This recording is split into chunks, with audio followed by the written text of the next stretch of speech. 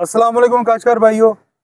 आजकल social media का जो भी प्लेटफॉर्म ओपन करें तो वहाँ पे एक ही सवाल आ रहा है कि अगेती कपास काश्त करनी चाहिए या नहीं करनी चाहिए। तो आज की हमारी ये जो वीडियो है वो अगेती कपास हम क्यों लगाएं, किस लिए हम अगेती कपास की तरफ तवज्जो दें और क्यों हम कपास लगाएं और बाकी फसलों के साथ इसका क्या कंपैरिजन बनता है, इस हवाले से होगी। कोशिश करूंगा मैं आपको कि तमाम चीज़ें जो कपास के हवाले से हैं या दूसरी फसलों के हवाले से वो आपके गोश गुजार कर सकूं। तो बात जहां तक है, अगर मक्की के साथ हम मुआवजा करें तो मक्की से भी ये ज़्यादा प्रॉफिटेबल है। जो मक्की का रेट चल रहा है, तमाम सब्जियों को चेक करें, गोभी के हवाले से भी देखें आपको हालात क्या नज़र आ रहे हैं। टमाटर के हवाले से भी बातें अभी शुरू हो गई। अभी टमाटर की जो पंजाब से है वो उसकी जो पैदावार आना शुरू नहीं हुई, लेकिन उसके बावजूद पहले से वो सिग्नल आपको मार्केट में मौजूद है। ये जितनी भी चीज़ें हैं इनकी जो मार्केट वैल्यू कम हो रही है और यही सिनेरियो मक्की के साथ होगा। और मक्की की जब फसल हमारी ज़्यादा हो जाएगी तो फिर ये होगा कि इसी का रेट जो है वो इसी तरह वापस चला जाएगा। तो इसलिए बेहतर ये है कि हम वो चीज़ लगाएं जिसकी मार्केट ज़्यादा इस्टेब्लिश है। तो काटन की अगर बात करें तो काटन की मार्केट इस्टेब्लिश है। ये बुरे से बुरे हालात में भी ये 7,000 से नीचे नहीं गई। और क्वालिटी वाली हम चीज़ पैदा करेंगे, जिसकी क्वालिटी अच्छी होगी तो वो हमें ज़्यादा रिटर्न भी देगी। और अगेती कपास की जैसे मैंने बात की कि 60 से 80 मन तक पैदावार आ सकती है, तो अगेती कपास की वाकई ही आती है।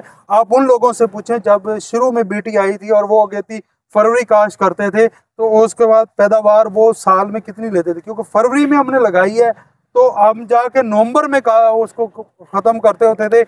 इतना लंबा पीरियड वो फील्ड में रहती थी। और कपास का जो पौधा है वो आप जानते हैं कि ये इनडिटर्मिनेट है, चलता रहता है। फूल फसल कद भी करती रहती है, फल फूल भी लेती रहती है, टेंडे पे उठाता रहता है और इसकी चुनाई भी होती रहती है। ये तमाम प्रोसेस साइड बाय साइड इसका चलता रहता है। लिहाजा कपास ही वो वाहिद फसल है खरीफ के हवाले से अगर मैं बात करूं, जो आपको पैदावार भी अच्छी दे सकती है और जो आपको अपने पैरों पे भी खड़ा कर सकती है।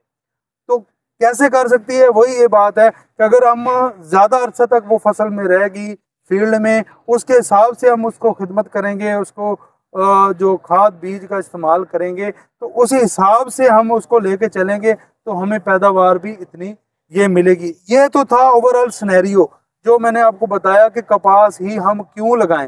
तो कपास ही वो फसल है जो आपको पैदावार दे सकती है।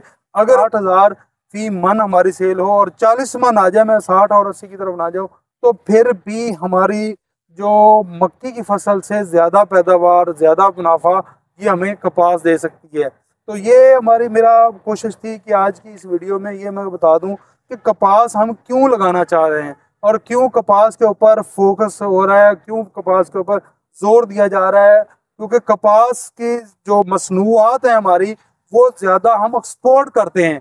जो 57 से 60% जो हमारी मसनूआत हम बाहर एक्सपोर्ट करते हैं, जो हमारी चीज़ें एक्सपोर्ट होती हैं, उनमें 57 से 60% हमारी जो मसनूआत हैं उनका डायरेक्ट और इनडायरेक्ट ताल्लुक हमारी कपास से है।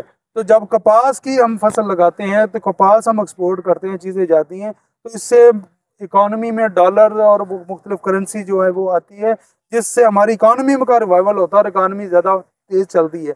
बाकी हम जितनी भी चीज़ें लगा लें वो अगर घरेलू कंजम्पशन की हैं तो वो उनसे हमारी इकॉनमी में उतना बेनिफिट नहीं होगा। वो ग़िज़ाई किल्लत तो ख़त्म करती हैं, मक्की अगर हम लगाते हैं ग़िज़ाई किल्लत तो ख़त्म करेगी, लेकिन अगर हम एक्सपोर्ट की बात करें जो हमें कमा के देने वाली फसल है तो वो वाहिद फसल कपास की है। अगर कपास लगाएंगे तो हमें ज़्यादा बेनिफिट मिलेगा।